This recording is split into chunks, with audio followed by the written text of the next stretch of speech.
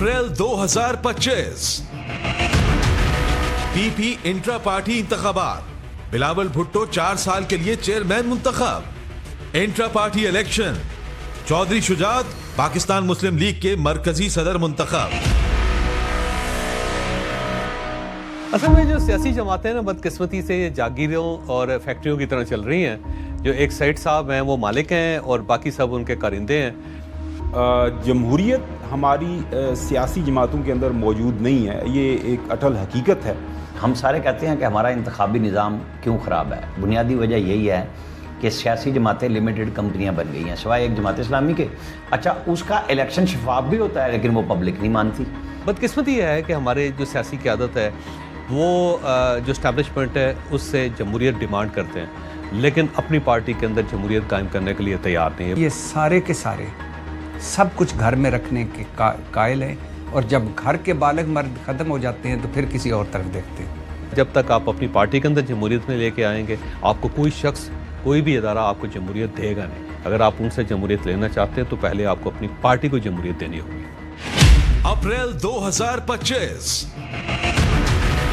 दरिया सिंध पर 6 नहरों की तामीर का मामला मुतनाज़े बन गया। कीनाल्स पर कैदी नंबर 420 की हुकूमत खत्म की। वफाक नया मंसूबा रोके वरना साथ नहीं चल सकते, बिलावल भुट्टो। देखिए, नहरों के मामले पे सियासत की नहीं है, पीपल्स पार्टी ने सियासत बचाई है। पीपल्स पार्टी ने नहरों के इशू के ऊपर भरपूर सियासत की, और जिसे कहते हैं ना, बड़ी ओल्ड स्कूल सियासत की, बड़ी मंजी हुई सियासत की। पीपल्स पार्टी के लिए खास तौर पे जो है वो खड़ा होना बहुत मुश्किल हो गया था, क्योंकि पीपल्स पार्टी हमेशा रिलाय करती है अपने इंटीरियर सिंध के वोट के ऊपर। अब वहाँ पे जब कौम परस्त जमातों ने इसके ऊपर एहतजाज शुरू किया तो पीपल्स पार्टी को अपने वोट बैंक के ऊपर जो है खतरा महसूस हुआ। जब अवाम की तरफ से एहतजाज हुआ और उस एहतजाज के पीछे खामोशी से पीपल्स पार्टी खड़ी भी रही, और बाद में उसको बहाना बना के इसको रीनिगोशिएट करने के लिए टेबल पे वापस रख दिया। सो आई थिंक ये बड़ी एक इंटेलिजेंस स्मार्ट मूव थी कि वो कहते हैं ना, if you can't beat them join them. They could not beat them so they joined them. Pakistan peoples party ने इस मसले पर अपनी संजीदगी दिखाई, और वह हर लेवल पर संजीदगी दिखाई, और फिर हमने देखा कि उसका असर भी हुआ।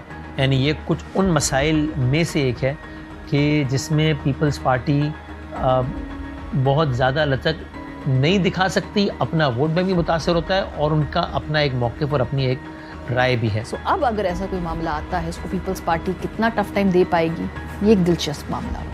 जो लोकल सतह पर एक एहतजाज शुरू हो गया था, और उसमें चंद वो वकला भी थे, उनमें और लोग भी थे जिन्होंने एक ऐसा प्रेशर क्रिएट कर दिया था कि अगर पाकिस्तान पीपल्स पार्टी अपनी पोजीशन से डिविएट भी करती तो उनके लिए ये एक अनटेनेबल हो गया था बिल्कुल, कि अगर वो करते तो अपने लोगों को एलियनेट कर देते और फिर वो पाकिस्तान पीपल्स पार्टी बड़ी बदनामी मोल लेती। हमारे यहाँ नारेबाजी और ये सारे में काम चलता है, वरना यानी अमेरिका जैसे मुल्क में शख्सियात इंपॉर्टेंट नहीं होती। कोई भुट्टो, कोई शरीफ, कोई खान नहीं होता। आज ट्रंप होता है वो कल फारिग हो जाता है, आज क्लिंटन होता है वो कल फारिग हो जाता है, आज बुश होता है वो कल फारिग हो जाता है। इश्यूज इंपॉर्टेंट होते हैं। अप्रैल 2025 मकबूजा कश्मीर, पहलगाम में सयाहों पर फायरिंग, गैर मुल्कियों समेत 27 अफराद हलाक। पहलगाम हमले का बहाना इंडिया ने वाघा सरहद बंद कर दी, पाकिस्तानियों को मुल्क छोड़ने का हुक्म। सिंध तास माहिदा यकतरफा तौर पर मुअत्तल।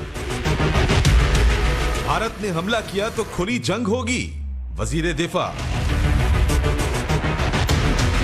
वजीर आजम ने नई नहरों की तामीर का काम रुकवा दिया, बिलावल का इजहार तशक्कुर। मंसूबा सूबों के इत्तिफाक राय से मशरू।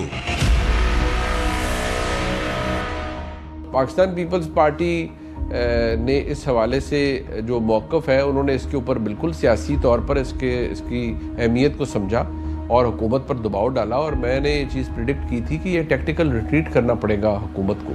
कहा यह जाता है कि जो मुजाहिरे शुरू हुए सिंध में, उनको पाकिस्तान पीपल्स पार्टी ने रोकने की इतनी ज़्यादा कोशिश नहीं की, और फिर उसी दबाव को इस्तेमाल करके वफाकी हुकूमत से कहा कि आप इस मसले को अभी के लिए रहने दें, और वो ये करने में कामयाब रहे। तमाम जो सूबाई वज़रा थे उनका मौक़िफ़ में रत्ती भर भी तब्दीली नहीं आई। इनफैक्ट जब वो लोकल सतह पर जोर बहुत बढ़ा तो उनको उसकी ओनरशिप लेनी पड़ी, उस एहतजाज के अंदर बल्कि शामिल होना पड़ा।